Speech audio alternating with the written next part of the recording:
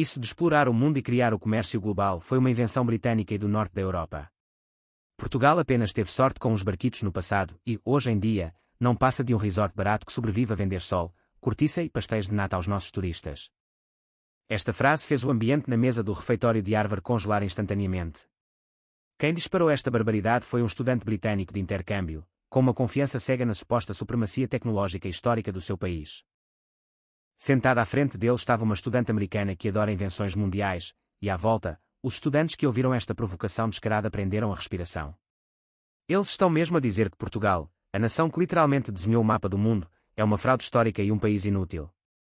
No entanto, à medida que a conversa se aprofundou, as noções pré-concebidas e arrogantes deste bife começaram a desmoronar-se silenciosamente. Afinal, o que é que o mundo moderno deve realmente a Portugal? Quais são as invenções e a confiança global acumulada por aquele que, para muitos, é apenas um retângulo à beira-mar plantado? Faça este confronto no refeitório, deixem-me contar-vos ao detalhe como destruí o ego deste gajo. Olá a todos, bem-vindos de volta ao canal. Para quem é novo aqui, o meu nome é Tiago. Cresci em Boston, filho de pais portugueses que emigraram para os EUA, e atualmente sou aluno de licenciatura em Harvard, com dupla especialização em Economia Internacional e Estudos de Ciência e Tecnologia. Sempre acreditei que debater com pessoas de origens e mentalidades diferentes é a melhor forma de aprender.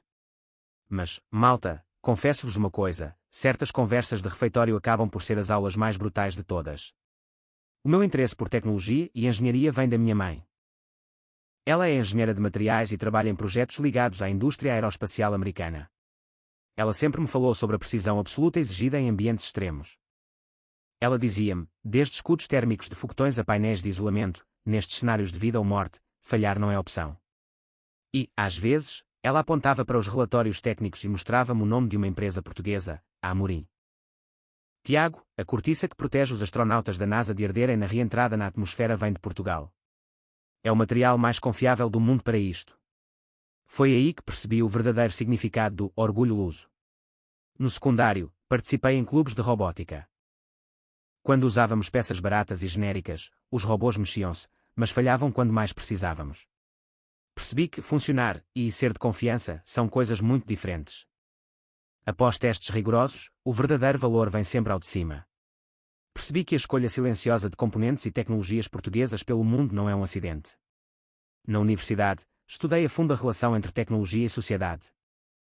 A história das invenções mostra-nos que há sempre alguém que desbrava o caminho primeiro, permitindo que outros melhorem e levem o crédito.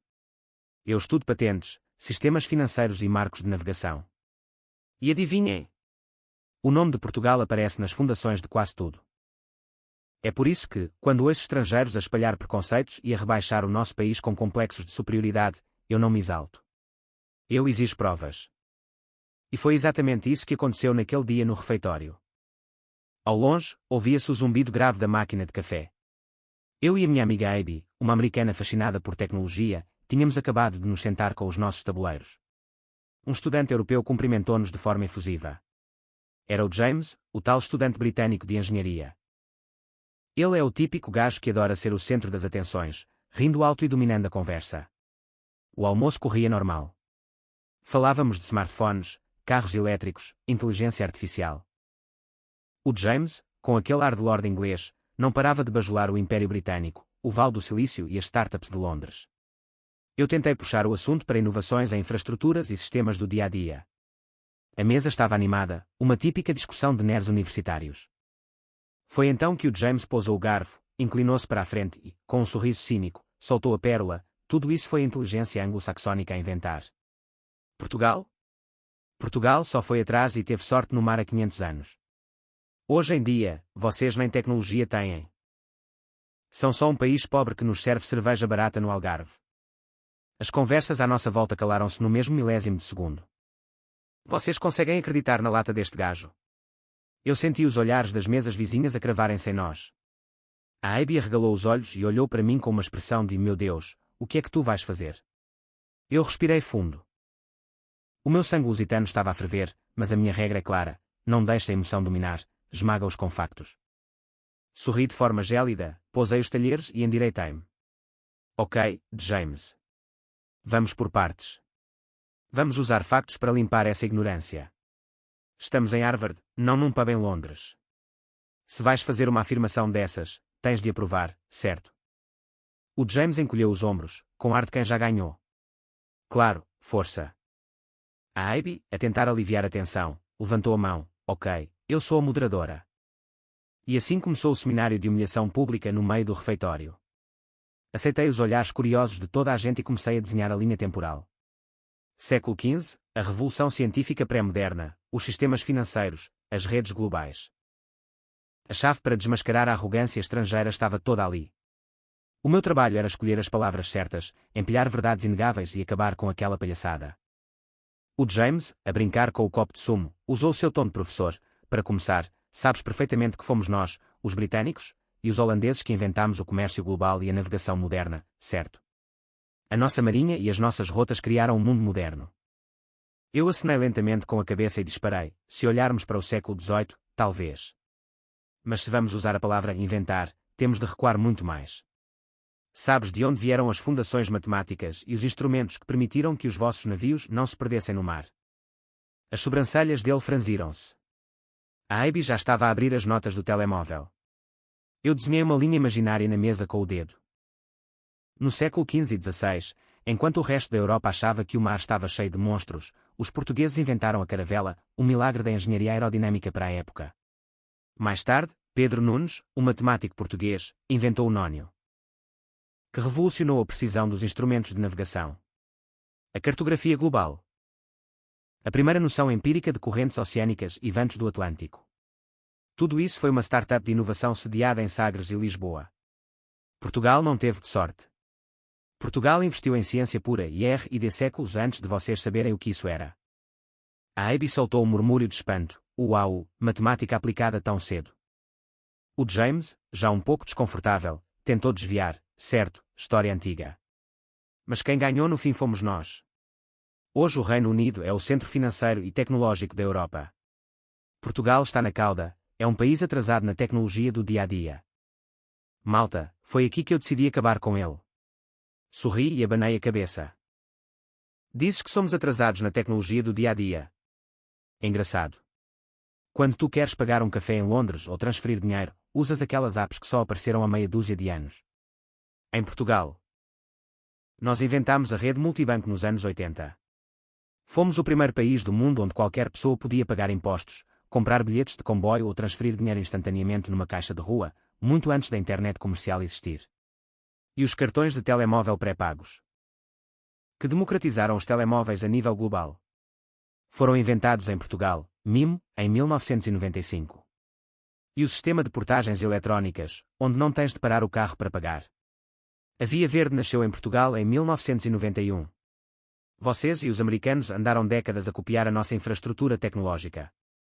A mesa ficou em choque. Uma rapariga americana na mesa ao lado intrometeu-se. Espera, o passe eletrónico dos carros é invenção portuguesa. Eu acenei, exatamente. O James engoliu em seco. Ok. Admito. Não sabia disso. Mas a alta tecnologia, a aeroespacial, Elon Musk, NASA. Isso é tudo anglo-americano. Eu suspirei profundamente. Lembras-te dos escudos térmicos dos foguetões e dos componentes que suportam o rover em Marte? Aquilo que impede que os milhões de dólares em tecnologia explodam no espaço. O James hesitou. A Abby respondeu por ele, cortiça. Exatamente, afirmei. A Amorim, uma empresa portuguesa, domina de forma esmagadora essa tecnologia de ponta. Portanto, superficialmente, vês o logótipo da NASA ou da SpaceX. Mas a matéria-prima vital e a engenharia de precisão que a trata vêm de Portugal. Se os EUA e o Reino Unido são o motor do carro desportivo, Portugal é o sistema de refrigeração que impede que o carro incendeie na primeira curva. A Abby desatou a rir. Os outros estudantes à volta também não conseguiram conter o riso. O James ficou de boca aberta, mas até ele acabou por soltar um sorriso forçado. Ok, essa analogia foi um golpe baixo, murmurou ele. Estão a ver, pessoal? A ignorância combate-se com classe. Falar alto e fazer propaganda, como os estrangeiros adoram fazer, é uma coisa. Mas o verdadeiro orgulho nacional não precisa de gritar para ser real. O almoço continuou, e o James, já com o ego ferido, tentou uma última cartada diplomática. Mas Tiago, se Portugal é tão bom, por que é que vocês são tão mansos? A política externa portuguesa é invisível. Vocês não se impõem, aceitam tudo da União Europeia, os vossos talentos emigram. Parece uma nação de pessoas passivas e resignadas. Esta é a típica visão condescendente de quem confunde educação com fraqueza. Olhei nos olhos e disse: aquilo a que tu chamas passividade, nós chamamos brandos costumes e diplomacia inteligente. Portugal é o país com as fronteiras mais antigas da Europa. Vocês, britânicos, têm o Tratado de Windsor conosco desde 1386, a aliança diplomática mais antiga do mundo em vigor. Portugal não grita nem ameaça com sanções, porque nós aprendemos muito cedo que a sobrevivência e a influência global não se fazem pela força bruta a longo prazo. Fazem-se pela diplomacia e pela construção de pontes. É por isso, continuei, que o atual secretário-geral da ONU é português. É por isso que somos chamados para mediar conflitos mundiais. Nós não somos subservientes, nós usamos a distância e a resiliência silenciosa para avaliar quem merece a nossa confiança. No mundo dos negócios e da política, os portugueses não fazem birras teatrais. Quando quebram a nossa confiança, nós simplesmente cortamos o acesso e afastamo-nos em silêncio. A nossa fúria é quieta, mas dura séculos. A Abby acenava com a cabeça freneticamente, fascinada. Faz sentido. Os Estados Unidos agem logo com embargos e pressão militar. Portugal atua como uma fundação invisível, impondo respeito através das relações. O James ficou calado durante um longo minuto. Na verdade, confessou ele, de forma relutante, no Reino Unido achamos sempre que estamos sozinhos a carregar o peso do progresso europeu. Mas nunca pensei que a infraestrutura e a filosofia diplomática de um país do Sul tivessem esse peso. O vosso método é perturbadoramente eficaz. Essa é a postura de Portugal, respondi com um sorriso tranquilo. Nós deixamos que os resultados falem. Em vez de esconder falhas ou fazer campanhas de marketing milionárias sobre o nosso próprio ego, nós reparamos e evoluímos em silêncio. A confiança demora a construir. Mas a confiança portuguesa é inquebrável. É por isso que não precisamos de nos vangloriar todos os dias. A Abby bateu palmas silenciosamente. Incrível. Um gigante que atua nos bastidores. Sabes, ouvir-te falar de Portugal faz parecer que as vossas inovações não foram apenas produtos, mas sim evolução de sistemas inteiros. O James, agora completamente destituído da sua arrogância inicial, brincou: então os britânicos são o quê? A malta que fez barulho e depois perdeu o império. Eu ri-me. Vou usar uma metáfora. Países como o Reino Unido ou o Japão são como fogo de artifício. Vocês sobem muito rápido, fazem um barulho ensurdecedor, iluminam o céu e toda a gente aplaude. Mas o fogo apaga-se rapidamente. Portugal é como as correntes oceânicas. Não as consegues ver à superfície. Não fazem barulho, mas são elas que controlam o clima do mundo inteiro de forma contínua, invisível e imparável. Pode não ser o mais brilhante no céu de hoje, mas é o que vai aquecer o planeta até ao fim. A mesa irrompeu em risos e concordância. O James apontou para mim. Fogo de artifício e correntes oceânicas. Vou roubar essa. Eu bebi o resto do meu café.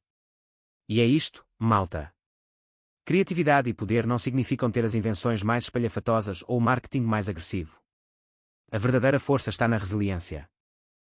É essa capacidade de adaptação que permitiu que o nosso povo sobrevivesse a terremotos, ditaduras, crises financeiras e ao desprezo internacional, apenas para nos reerguermos sempre com inovações que o mundo usa e nem sabe de onde vêm. A luz da tarde começava a entrar pelos vitrais do refeitório, pintando as paredes de tijolo com um tom dourado.